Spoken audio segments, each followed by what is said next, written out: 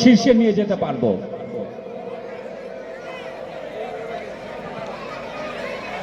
তো আপনারা দোয়া করবেন আমার জন্য। আমি এটা আমার দ্বিতীয়বার এই ইলশাবাড়ি স্কুলে আসা।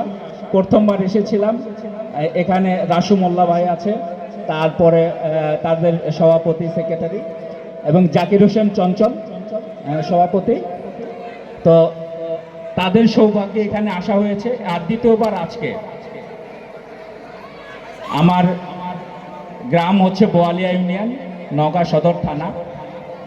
আমি ঢাকা বিশ্ববিদ্যালয় চারুকলা অনুষদ থেকে মাস্টার্স কমপ্লিট করেছি। চারুকলা বোঝেন? ছবি আঁকে যেখানে। এবং আপনাদের দোয়ায় মেট্রো রেলের যে লোগোটা আপনারা দেখেন, এই লোগোটা আমার করা। আপনারা গুগলে গিয়ে লিখবেন মেট্রো রেলের লোগো ডিজাইনার, ইনশাল্লাহ আমার ছবি দেখতে পাবেন।